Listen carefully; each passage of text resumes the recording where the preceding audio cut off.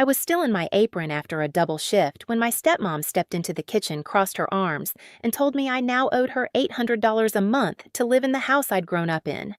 Her voice was steady, rehearsed, like she'd been waiting for this moment. Blake yelled upstairs at his video game, Luna filmed herself in the hallway mirror, and somehow I was the one who needed to start contributing. I didn't argue. I didn't even blink, because she had no idea she'd just triggered the one secret capable of ending everything she'd built. People assume a house becomes yours the moment you move into it. But for me, this place was mine long before I understood what ownership meant. I was 8 when my mom died, and the world went quiet in a way no child should ever know. My grandparents, Harold and Elise, stepped in without hesitation. They sold their own place across the city, moved into this 4-bedroom home in Denver, and filled every corner with warmth my father couldn't give at the time. I remember evenings when Elise would sit beside me at the old dining table teaching me how to slice vegetables without rushing. The smell of simmering broth, the softness of her laugh, those things stitched the first layer of safety back into my life. Harold tended the garden outside, humming while trimming the roses my mom planted. Whenever the wind swept through the yard, it carried a little bit of her with it. That's why the house mattered. It wasn't walls, it was memory. Then Selena arrived. My father met her at a work event, and within months she was in our living room setting down glossy suitcases and announcing she didn't mind the older decor. She said it with a smile that didn't match her eyes. The first week she reorganized the entire kitchen. The second, she cleared out Elise's ceramic bowls, quietly replacing them with things she called modern. Harold simply nodded, but I caught the way his jaw tightened. Selena's children, Blake and Luna, slipped into the house like they'd been here forever. Blake claimed the downstairs den for his gaming setup. Luna spread her outfits across 2 closets and declared the lighting terrible for photos. I was 12 when the chores began shifting my way. Small things at first, vacuuming, setting the table, then laundry, then everything. Whenever I asked why Blake and Luna didn't help, Selena would tilt her head and say, "They have different needs, sweetheart. You're more mature." My father didn't push back. He seemed grateful to have someone taking charge of a household he'd abandoned emotionally for years. By the time I was 16, I'd memorized everyone's routines. Blake slept until noon, leaving sour-smelling clothes piled in the hallway. Luna rehearsed her fake laugh in the mirror while filming makeup videos she never posted. Selena floated from room to room, touching surfaces lightly with her fingertips as if testing for dust. She always paused at my mother's framed photo in the hallway, but never acknowledged it. Outside this house, my life felt normal school friends, part-time work.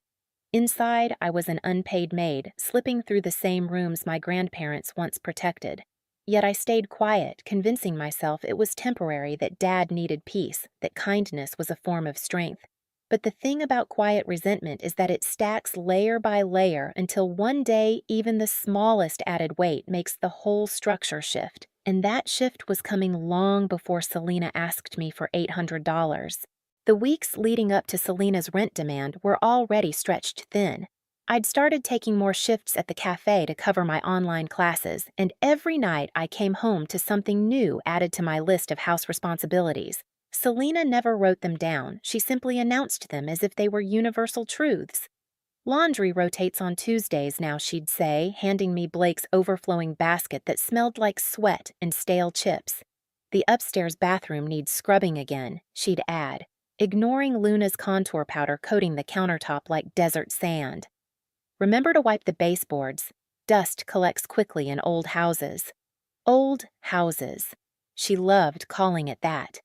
Meanwhile, Blake lounged in the den, yelling into his headset, and Luna filmed haul videos surrounded by unopened boxes. When I'd pass through the hallway, she'd glance at me like I was a background extra walking into her shot. Sometimes she'd say, "You should try dressing up more. Might help your confidence." Then she'd smile sweetly at her phone and go back to posing. Selena escalated things quietly, which was her specialty.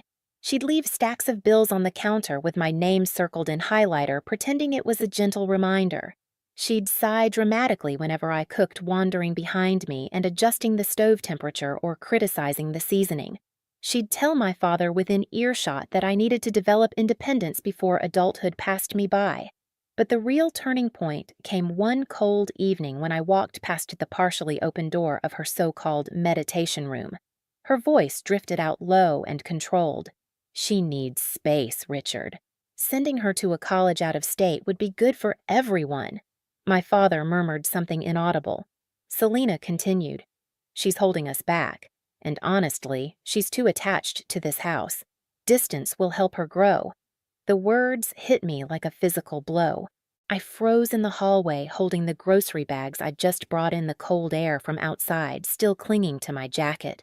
She wasn't just pushing chores onto me, she wanted me gone, out of my home, away from my memories, out of the way. Later that night, while I folded a stack of towels in the laundry room, I replayed the conversation in my mind. My father's silence, Selena's confidence, the certainty in her tone like she was making long-term plans that didn't involve me. Something tightened in my chest, not grief, not fear, something sharper. I'd spent years telling myself that staying quiet preserved peace, that patience made me strong, that kindness would eventually be recognized. But standing there under the humming fluorescent light, I realized the truth. Silence was exactly what Selena depended on. She thought she knew everything about this house. She thought she understood every advantage she had. She thought I was too timid to push back, and she was wrong. Because that very night, I remembered something my grandmother once told me as she kneaded dough at the kitchen counter. The moment you let someone rewrite your place in your own home, you lose more than space. You lose yourself. I wasn't ready to lose anything else. And the first step to taking myself back started with a discovery Selena never saw coming. The next morning, the house felt colder than usual. Not temperature, something else. Something in the walls. In the silence. I moved through the kitchen, washing the dishes Blake had left in the sink overnight, replaying Selena's plan to ship me out of state as if I were a piece of clutter she wanted removed. It wasn't fear anymore. It was clarity. After finishing the dishes, I walked into the storage room at the back of the house, a place that still smelled faintly of Elise's lavender sachets. Dust motes drifted through the thin beam of winter sunlight as I pulled open an old cedar chest. Inside were things I hadn't touched in years: Harold's gardening gloves, a faded recipe book, brittle photos curled at the edges. And then I found the envelope, my name written in my grandmother's handwriting, sharp, steady, intentional. My hands trembled as I opened it. Inside were documents. No specific labels, no complicated forms, just straightforward statements confirming something I had never imagined. Harold and Elise hadn't just moved into this house with us. They had bought it outright and transferred ownership to me long before they passed, quietly, intentionally, as if they knew I would someday need the protection. For a long moment, I just sat there on the wooden floor, the envelope resting in my lap, the room spinning with memories of Elise humming in the kitchen and Harold tapping mud off his boots by the back door. I felt their presence like a hand on my shoulder, not urging me toward revenge, just reminding me that I'd never been as alone as Selena wanted me to believe. Later that afternoon, I drove across Denver to see Marilyn, my mom's closest friend. Her small, craftsman-style home smelled like cinnamon and old books. She listened without interrupting as I told her everything. Selena's manipulation, my father's passivity, the rent demand, the plan to send me away, the documents my grandparents had left for me. When I finished, she nodded slowly. "Aurora, your grandparents trusted you more than anyone. They saw who Selena was long before you did. This isn't just a house, it's your boundary. And you have every right to protect it." Her words settled into my bones. We spent the next hour reviewing what I'd found, sorting through additional papers Elise had once given Marilyn for safekeeping. There were old Bill's notes from Harold about the property and a few recorded voicemails that caught Selena speaking harshly to Elise years ago, nothing dramatic but enough to confirm a pattern. Evidence wasn't vengeance, it was truth. By the time I left Marilyn's house, the sun had dipped behind Denver's rooftops, casting the whole city in muted blue. I drove home with a steadiness I hadn't felt in years. Determination. Purpose. Selena wanted to push me out. Instead, she'd pushed me into remembering who this house truly belonged to. That night, as I walked through the front door and saw Selena sitting on the couch, scrolling through her phone, I understood something with absolute certainty. She had no idea the power she'd just handed me. And by the end of the week, the balance in this house would shift forever. I didn't plan to confront Selena that soon. I thought I'd need days, maybe weeks, to steady myself. Instead, she cornered me the very next evening. I'd just come home from a closing shift, the smell of espresso still clinging to my clothes, when I found her sitting at the dining table with a folder placed neatly in front of her.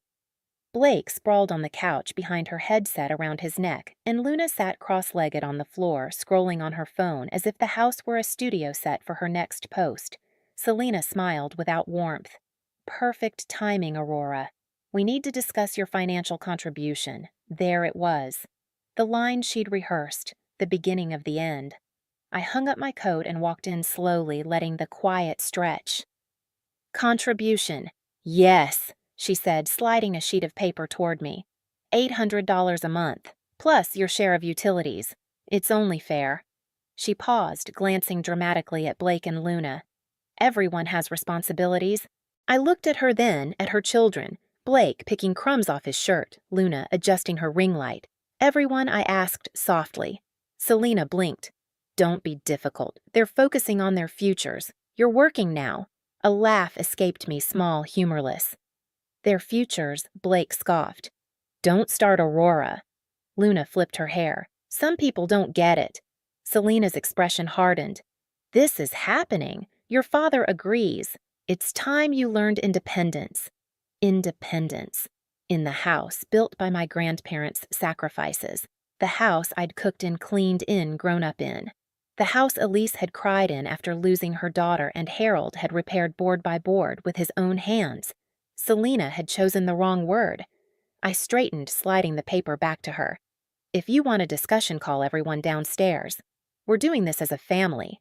Selena loved the illusion of formality. She agreed instantly. 5 minutes later, my father rushed into the dining room, askew face-tired. What's going on? Selena answered for all of us. Your daughter is refusing to contribute to our household. I didn't even look at her. I looked at him. Dad, do you really think I should pay $800 to live here? He hesitated just a beat, but enough to confirm everything I feared. Selena and I talked about it. It seems reasonable. Reasonable, I repeated softly. For me to pay rent while Blake and Luna don't. My father swallowed. They're still finding their path. I nodded slowly, letting every detail etch itself into memory. Then I placed the envelope, Elise's envelope, on the table. Okay, I said. Then let's talk about the house. Selena's face twitched a tiny glitch beneath the makeup. What does that mean? I opened the envelope and set the documents down, not pushing them toward anyone, just letting them exist. Letting the truth sit between us.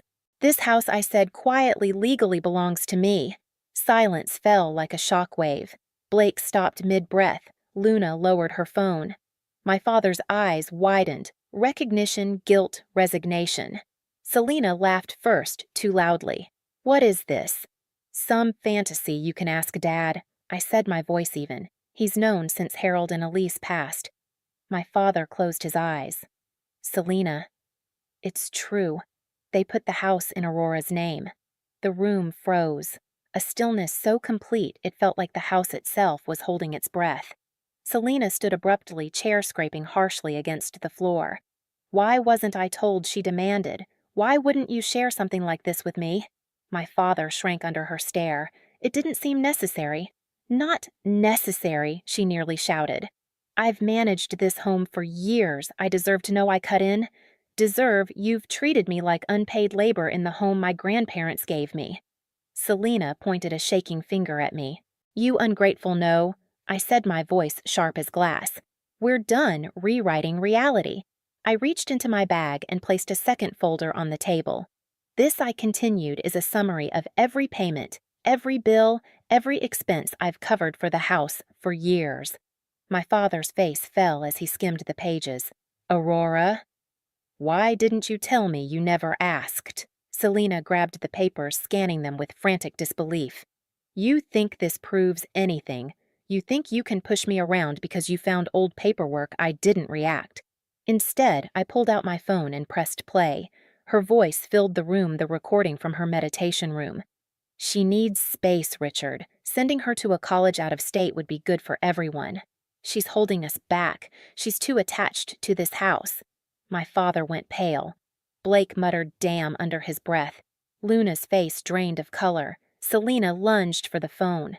You recorded me, that's legal, I said calmly. And necessary.